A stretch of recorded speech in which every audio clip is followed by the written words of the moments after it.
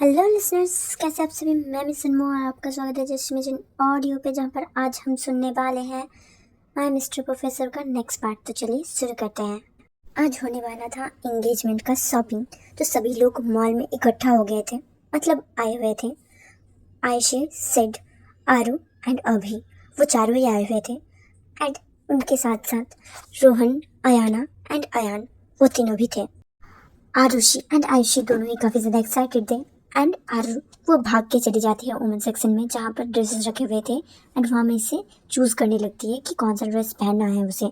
Then उसे एक dress पसंद आता है। देन उसे पहनने के लिए वो चेंजिंग रूम जाती है, वहाँ से पहन के बाहर निकलती है। एंड आरू तभी भी चूज़ कर रही थी और उसे वो दिखाती है कि देखो ये वाला ड्रेस कैसा लग रहा है। आयु जो देखती है और बोलती है ये अच्छा नहीं लग रहा। ये सुन के आरू वो वापस से चली जाती है ड्रेस चेंज करने के लिए। यहाँ पर मतलब इनके लिए प्राइवेट से जगह करी हुई थी जहाँ पर ये अकेले ही शॉपिंग करने वाले थे और कोई भी नहीं रहेगा स्टाफ और इनके अलावा, मतलब जो लोग शॉपिंग करने के लिए आए हैं उनके अलावा। ये सेक्शन सिर्फ वीआईपी कस्टमर के लिए ही था। वहाँ पर रोहन भी जाता है एंड वहाँ से ड्रेसेस चूज़ करने लगता है। उसके पास कुछ पैसे थे जिससे वो शगुन के लिए पहली बार के लिए कुछ गिफ्ट खरीदना चाहता था। वो ड्रेसेस वो लेके जाता है। एंड आयु एंड आरू वो दोनों ड्रेसेस सिलेक्ट कर रहे थे। उन दोनों को ही दिखाता है कि उसने 4 ड्रेसेस सिलेक्ट करे थे, उनमें से एक चूज़ करने के लिए वो पूछता है उन दोनों को। वो दोनों काफ़ी देर तक डिटेक्टिव की तरह, जैसे कोई मैग्नीफाइंग ग्लास से जैसे देखते हैं ना, मतलब जो भी है वो ग्लासेस से देखते हैं ना, वैसे ही देख रहे थे जैसे कि कोई डिटेक्टिव हो। देन वो दोनों 2 अलग अलग ड्रेसेस को चूज़ करते हैं एंड उन दोनों ही बोलते हैं कि ये वाला ड्रेस अच्छा लगेगा। देन इस बात में उन दोनों में बहस हो जाती है कि कौन सा वाला ड्रेस शगुन पे अच्छा लगेगा। रोहन वो परेशान हो जाता है इन 2 लेडीज़ को लेके एंड वो बोलता है प्लीज़ एक फाइनल कर दो यार, ऐसा क्यों कर रहे हो दोनों, ऐसे क्यों झगड़ रहे हो, ये ड्रेस मेरी वाइफ के लिए है ना कि तुम दोनों के लिए। ये सुन के वो दोनों बोलते हैं शट अप एंड हम दोनों को कंटिन्यू करने दो। आरू बोलती है ये वाला ड्रेस प्रोफेसर शगुन में काफ़ी अच्छा लगेगा। आयशी बोलती है ये वाला ड्रेस ये अच्छा लगेगा ज़्यादा उस पर। वो दोनों ऐसे ही झगड़ रहे थे।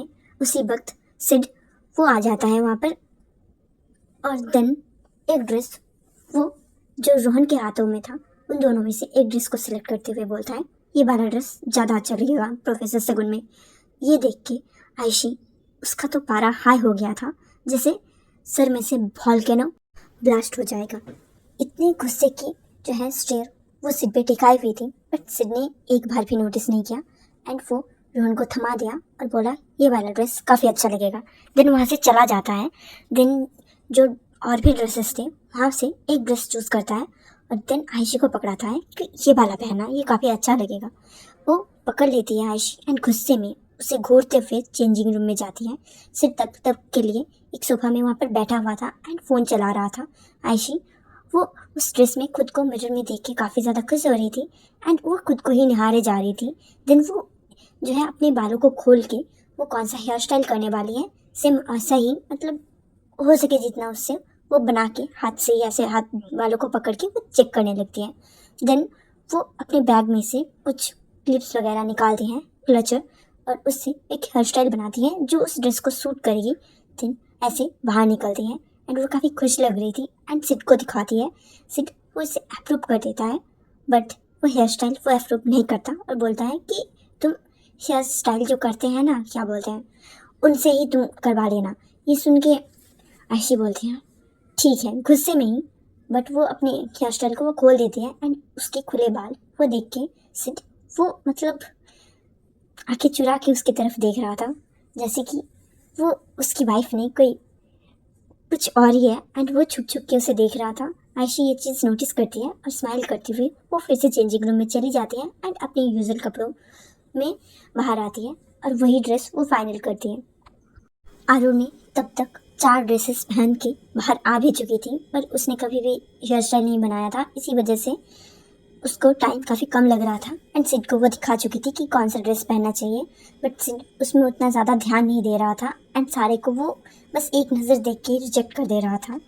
और अगर आप भूल गए हो तो आरू सिड को अपने पापा जैसी मानती है, सो पापा का मतलब समझ ही सकते हो कि वो पापा जैसा प्यार करती है, तो पापा का डिसीजन भी तो मैटर करता है, राइट। उसी वक्त अभी आता है एंड लास्ट वाला ड्रेस भी अब सिड ने रिजेक्ट कर दिया था, बट अभी को ये काफ़ी ज़्यादा पसंद आता है और बोलता है आरो तुम इसी ड्रेस में मेरे साथ इंगेजमेंट करना, ये काफ़ी अच्छा लग रहा है एंड मेरे ड्रेस के साथ भी मैचिंग हो रहा है। देन वो खुद का ड्रेस वो उसे दिखाता है, उसने वो पैक करवाने के लिए दे दिया था पर उसने पिक्चर खींची थी, वो दिखाता है। ये देख के आरो वो इम्प्रेस हो जाती है और बोलती है कितने हैंडसम लग रहे हो तुम, ज़रूर हम दोनों का ड्रेस वो मैचिंग हो जाएगा। और उसके बाद अभी के क्लोज जाती हैं एंड उसके गाल पे किस करती हैं और वहाँ से भाग जाते हैं चेंजिंग रूम में। देन वो अपने नॉर्मल कपड़ों में बाहर आ जाती हैं और सिड अभी तक उसने कोई कपड़ा चूज़ नहीं किया था। वो आयशा आती है और बोलती है तुमने कुछ कपड़े चूज़ नहीं किए हैं क्या? सिड वो बोलता है एक्चुअली मैंने नहीं करे हैं, मैं बस सिड नहीं, अयान के कपड़े सिलेक्ट कर रहा था उधर, उसके लिए मैंने एक काफ़ी अच्छा सा ड्रेस सिलेक्ट कर दिया है, अगर तुम्हें पसंद आया तो फाइनलाइज करेंगे। देन आयशी वो गुस्से में उसे घूरने लगती है और बोलती है इंगेजमेंट हमारा है तो तुम्हें अपने कपड़े पहले चूज़ करने चाहिए थे। ये सुन के सिड बोलता है इतना भी ज़्यादा इम्पोर्टेंट नहीं है। देन उसका हाथ पकड़ता है एंड लेके चला जाता है। जो अयान था वो भी रेडी था उस कपड़ों में अपनी मम्मा को दिखाने के लिए। देन वो भाग के आता है एंड अपनी मम्मा को वो हग कर लेता है उस कपड़ों में, मतलब ब्लैक कलर का था और काफ़ी अच्छा लग रहा था, उस पर जच रहा था एंड वो ब्लेज़र उसका एक साइड में डिज़ाइन था वो काफ़ी अच्छा लग रहा था। ये देख के आयशी वो इम्प्रेस हो जाती है और बोलती है काफ़ी अच्छा है। देन उसकी फोरहेड में किस करता है, मतलब अयान के, और बोलता है ये ड्रेस फाइनल रहेगा। और जो अयाना थी वो अभी तक अपने कपड़े को फाइनलाइज नहीं कर पाई थी, पर उसने 5 कपड़े ऑलरेडी, मतलब 5 ड्रेसेस ऑलरेडी उसने सिलेक्ट कर लिए थे और उन 5 को उसने पैक करवाने के लिए बोल दिया था। बट अभी भी उस दिन वो क्या पहनने वाली है वो उसने सिलेक्ट नहीं करे थे। उसके बाद जब वो आयशी को देखती है वो उसके पास आती है और बोलती है मम्मा आप मेरे लिए एक ड्रेस सिलेक्ट कर दो ना। देन वो उसके हाथ पकड़ के ले जाती है, मतलब किड सेक्शन में जहाँ पर बच्चों के कपड़े मिलते हैं, और उधर जो है एक काफ़ी अच्छा सा ड्रेस था जो काफ़ी अच्छा लग रहा था। बट जो अयाना थी वो अभी तक उसको नहीं देखा था उसने, एंड वो जाके आयशी वो उठाती है और बोलती है ये कपड़ा ये काफ़ी अच्छा लगेगा। ये देख के अयाना वो स्माइल करती है एंड उस कपड़े को हग कर लेती है और बोलती है हाँ ये कपड़ा काफ़ी अच्छा लगेगा। देन पास ही में एक मिरर था जिसमें वो देखने लगता है देखने लगती है कि कैसा लगेगा। देन वो चेंजिंग रूम में जाती है, मतलब आयशी के साथ ही जाती है एंड वो उसे कपड़े चेंज करवा देती है। और चेंजिंग रूम के मिरर में वो खुद को देख के वो काफ़ी ज़्यादा जो है इम्प्रेस हो रही थी एंड खुद को काफ़ी ज़्यादा जो है मतलब खुद ही की तारीफ़ कर रही थी, क्या बोलते हैं इसे, प्लीज़ कर रही थी खुद ही को। और वो अपनी मम्मा को ये दिखा के देन बाहर आती हैं एंड सिड को भी दिखाती है। सिड उसे काफ़ी पसंद आया था एंड वो अप्रूव कर देता है। देन दोनों बच्चों के भी कपड़े हो गए थे, अभी बाकी थे तो सिड के कपड़े। दूसरी तरफ रोहन वो भी खुद के लिए एक सूट वो जो भी था वो सिलेक्ट कर लेता था, मतलब कर लिया था एंड वो दोनों का ही जो है कपड़े ले लेता है। देन बिलिंग करने के लिए वो चला गया था और यहाँ पर सिड ने अभी तक खुद के लिए कपड़े चूज़ नहीं करे हुए थे। फिर आयशी जाती है एंड वो एक के बाद एक कपड़े चूज़ करे जा रही थी एंड सिड को बार बार चेंजिंग रूम में भेज रही थी, चेंज करवा के आ रहा था वो एंड देख रही थी वो बैठे बैठे, और वो कैंसिल करी जा रही थी, एक के बाद एक को कैंसिल करी जा रही थी। 10वें नंबर पे वो उसे काफ़ी अच्छा लगता है एंड उसको वो ख़रीद लेती है, मतलब पहले एक पिक्चर खींचती है देन उसको वो फाइनलाइज करती है और देन उनका सब कंप्लीट हो जाता है। फिर भी और भी कुछ सामान जो है वो खरीदना चाहते थे बच्चे, इसी वजह से वो लोग मॉल में घूम रहे थे। इंगेजमेंट वाले कपड़े तो फाइनल हो गए थे बट और भी कुछ कपड़े खरीदने थे उन दोनों लेडीज़ को, इसी वजह से वो लोग घूमने लगते हैं पूरे मॉल में, मतलब उस सेक्शन को छोड़ के और भी बाकी सारे फ्लोर्स में वो लोग घूमने लग रहे थे एंड जहाँ पे जो पसंद आ रहा था वो लोग ऐसे शॉपिंग कर रहे थे नॉर्मल लोगों की तरह। और उसी वक्त आयशी वो एक जगह ठहर जाती है एंड कुछ चीज़ें वो देखने लगती है अपने बच्चों के लिए, और आरुषि वो थोड़ा सा आगे बढ़ गई थी। उसी वक्त अथर वहाँ पर एंट्री लेता है, वो भी कुछ सामान खरीद रहा था एंड वो आयशी को देख के वो हैरान हो जाता है एंड देन वो आयशी के पास जाता है और बोलता है आयशी, इतने दिनों बाद। आयशी जो उसे देख के पूरा टोटल शॉक हो गई थी एंड वो बोलता है हाँ कैसे हो अथर, मैंने सुना तुमने शादी कर ली। ये सुन के अथर वो बोलता है एक्चुअली वो छोड़ो, तुम यहाँ पर क्या कर रहे हो। ये सुन के आयशी बोलती है अच्छा, अपनी ब्यूटीफुल वाइफ से मिलाना नहीं चाहते हो, ठीक है कोई बात नहीं, पर मुझे तुम्हें किसी चीज़ के लिए इनवाइट करना है। ये सुन के अथर्व बोलता है ठीक है वो सब छोड़ो, चलो पहले पास ही के एक जगह थी वहाँ पर, मतलब मॉल के अंदर ही थे, क्या बोलते हैं उसे, मतलब खाना खाने की जगह को क्या बोलते हैं, भूल गई मैं, सच्ची में मुझे याद नहीं आ रहा। सब छोड़ो, मतलब तुम्हें तो पता होगी, मतलब जहाँ पर खाना खाते हैं, मतलब कॉफ़ी वगैरह जो होते हैं मॉल में, मुझे सच्ची में याद नहीं आ रहा। वहाँ पर वो लोग जाते हैं, देन वो बैठ जाती है आयशी, वो अपने बैग में से एक इनविटेशन कार्ड वो निकाल रही थी, उसने ऑलरेडी रखा हुआ था, पता नहीं शायद से उसे विजन आया होगा लास्ट नाइट को कि हाँ अथर्व आने वाला है, इसी वजह से शायद से उसने अपने बैग में रखे हुए था। वो जो है कार्ड निकालती है, उसी वक्त अथर्व वो काउंटर में गया हुआ था ऑर्डर देने के लिए, यहाँ पर उसे खुद ही ऑर्डर प्लेस करके आना पड़ता था। एंड देन वहाँ पर जो वेटर्स थे, जो भी वर्कर्स थे, उनमें से जो वेटर्स थे वो लोग आके खाना दे जाएंगे। वो आके बैठता है एंड वो कार्ड उसे पकड़ा देती है और बोलती है, बोलने ही वाली थी, उसी वक्त जो है अथर्व कार्ड को साइड में रख देता है एंड उसके हाथों को पकड़ लेता है और बोलता है कैसी हो तुम। आयशी बोलती है हाँ अच्छी हूँ, पर मुझे अपनी बात तो बताने दो।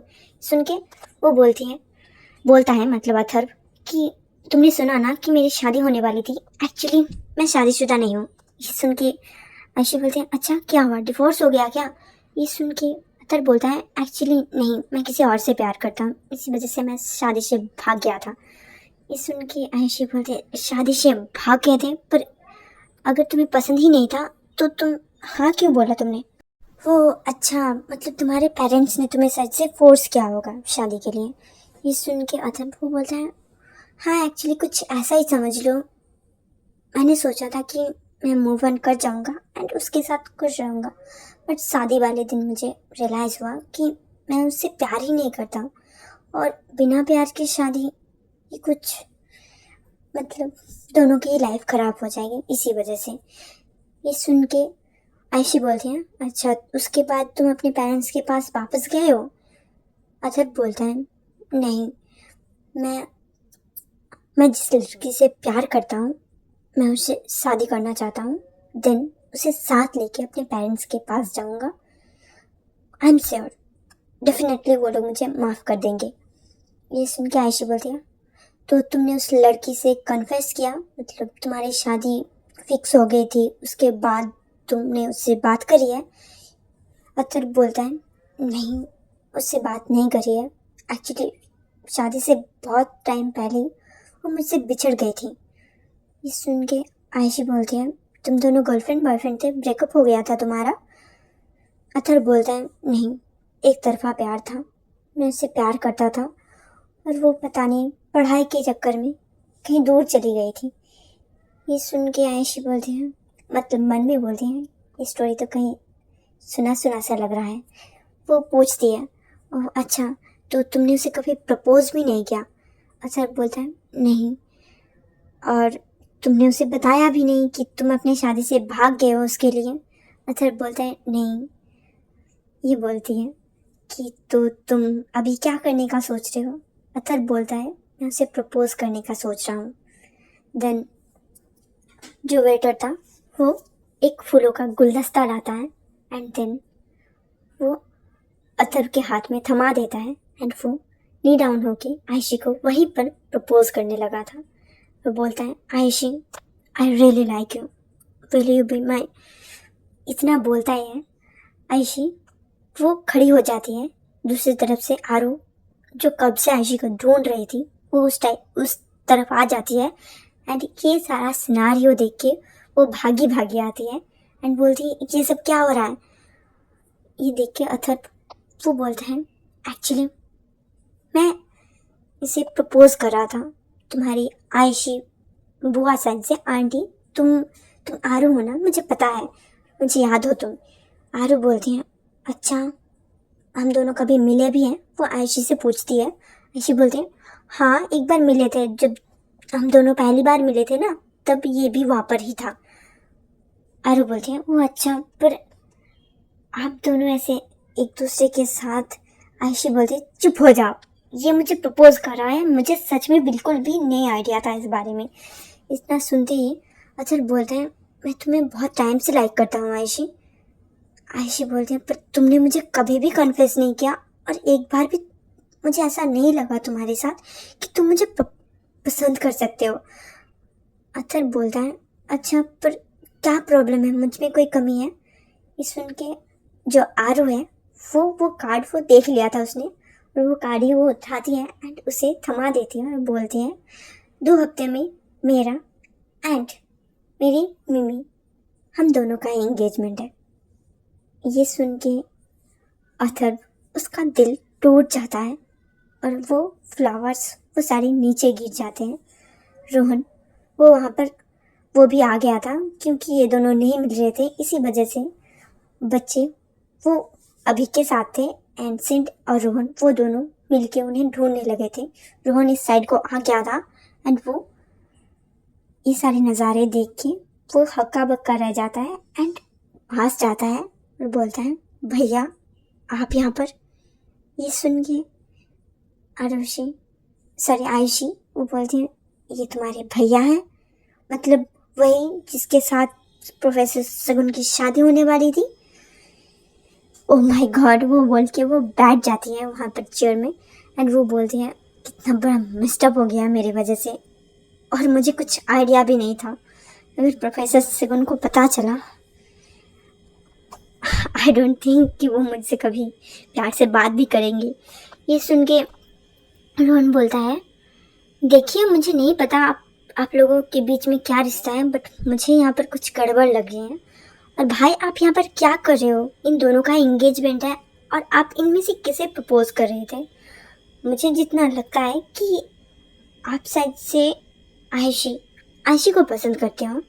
ये सुन के अथर वो बोलता है, वो तुमसे बड़ी है तो तुम्हें उसे दी बुलाना चाहिए। ये सुन के रोहन बोलता है, हाँ दी, मुझे सच में पहले नहीं पता था कि वो मुझसे बड़ी है, मुझे तो लगता था कि वो मुझसे छोटी है और उन्हें मुझे भैया बुलाना चाहिए। इतना सुन के अथर बोलता है, मुझे पता है कि वो काफ़ी ज़्यादा यंग लगती है एंड यंग लोगों की तरह वो ड्रेसअप होती है, इसी वजह से गलतफहमी हो जाती है, बट इसका मतलब ये नहीं कि तुम अपने से बड़ों को ऐसे डिसरेस्पेक्ट करो। ये सुन के रोहन बोलता है, आप प्लीज़ अपने पेरेंट्स के साथ कांटेक्ट में रहिए, क्योंकि अगर आप ऐसा नहीं करेंगे तो शायद से वो लोग ज़िंदा नहीं रह पाएंगे। और आपको पता भी है, आपने शादी से भाग के मेरी ज़िंदगी बर्बाद कर दी है। ये सुन के अथर बोलता है, क्या मतलब है तुम्हारा? रोहन बोलता है, मेरी शादी हो गई है प्रोफेसर सगुन से और वो मुझे बिल्कुल भी पसंद नहीं करती। इतना सुन के अथर बोलता है, पर तुम तो उससे छोटी हो ना, तो तुम्हारी शादी, मुझे कुछ भी समझ में नहीं आ रहा। आयशी उसका एंगेजमेंट है किसी के साथ और मुझे पता भी नहीं था। उसी वक्त वहाँ पर सगुन आ जाती है। हम देखते हैं कुछ देर पहले का सीन, जब आयशी एंड आरो वो दोनों शॉपिंग करने के लिए आ गए हुए थे, तभी रोहन को सगुन का कॉल आया था और उसने उसे बोला था कि वो उसे पिकअप करने के लिए आ रही है तो उसका लाइव लोकेशन उसे शेयर कर दे। इसी वजह से वो लाइव लोकेशन ही शेयर कर देता है। मतलब उसने अभी वो कहाँ पर है वो पूछा था, बट उसने उसे डायरेक्ट लाइव लोकेशन ही शेयर कर दिया था। इसी वजह से वो डायरेक्ट वहाँ पर ही आ गई थी और यहाँ पर अथर को देख के वो पूरा चौंक गई थी। वो भाग के आती है एंड उसके कॉलर को पकड़ के वो पूछने लगती है, अगर तुम्हें कोई और ही पसंद था तो मंडप तक क्यों लाई मुझे, क्यों मुझसे शादी का पता किया? और वो काफ़ी गुस्से में लग रही थी एंड वो बार बार पूछ रही थी। अथर जो जो मतलब कुछ भी उसे समझ में नहीं आ रहा था, वो हाथ को छुड़ाता है और बोलता है, मैंने बोला ना मैं किसी और से प्यार करता था। सुन के सगुन बोलती है, तो मुझसे शादी करने के लिए हाँ तुम्हें किसने बोलने के लिए बोला था? अथर बोलता है, मुझे लगा था कि मैं उससे मूव ऑन कर लूँगा, पर अगर मैं तुमसे शादी करता, उस दिन तक भी मैं मूव ऑन नहीं कर पाया था, तो मैं हम दोनों की ज़िंदगी ख़राब नहीं करना चाहता था, इसी वजह से मैं भाग गया था एंड उसके लिए आई एम सॉरी। मुझे पता है एक सॉरी बोलने से कुछ भी नहीं होगा और मुझे सच में नहीं पता था कि अगर मैं भाग जाऊंगा तो तुम्हारी शादी मेरे भाई के साथ हो जाएगी। इसके लिए रोहन प्लीज़ मुझे माफ़ कर देना। रोहन वो बोलता है, वो सब छोड़ो, पर वो लड़की कौन है? आयशी जो वहाँ पर हैरान होके बैठी हुई थी, वो अथर की तरफ देखने लगती है। अत्तर वो आयशी की तरफ देखता है, दोनों की नज़रें मिलती हैं और वो बोलता है आयशी। वो लड़की आयशी थी। आयशी वो बोलती है, देखो अत्तर, जो कुछ भी हो गया उसे भूल जाओ और किसी और लड़की को ढूंढ लो और उसके साथ जाओ। मैं कभी भी तुमसे प्यार नहीं करती थी और ना ही कर पाऊंगी, क्योंकि बचपन से मैं किसी और के साथ प्यार में हूँ। ये सुन के अथर बोलता है, बचपन से तुमने कभी मुझे बोला क्यों नहीं कि तुम किसी और से प्यार करती हो? ये सुन के वो बोलती हैं, आयशु को पता था, आयशु मतलब ऐश्वर्या, उसे पता था कि मेरी लाइफ में ऑलरेडी कोई है और मुझे लगा था कि उसने तुम्हें कभी ना कभी तो बताया होगा। और वैसे भी हम दोनों की कभी भी अच्छे से फ्रेंडशिप नहीं हुई थी, भले ही तुम मेरे साथ घूमते थे, पर मेरे बेस्ट फ्रेंड के बॉयफ्रेंड के बेस्ट फ्रेंड के लहजे से हिसाब से मैंने तुम्हें कभी भी उस नज़र से नहीं देखा।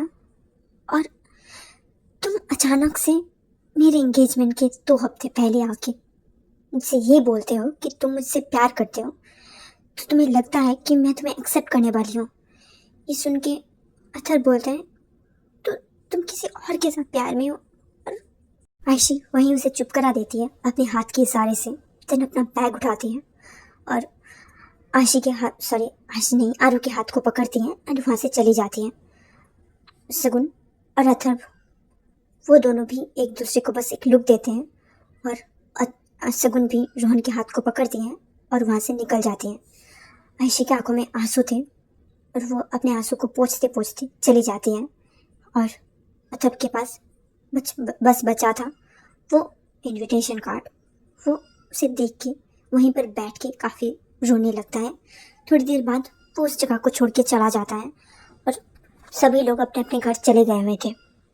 और आज की कहानी मैं यहीं पर ख़त्म करती हूँ। आई होप आपको पसंद आया होगा। अगर पसंद आया तो ज़रूर से लाइक करना और चैनल को सब्सक्राइब करना बिल्कुल भी मत भूलना। Thank you for watching. Bye bye.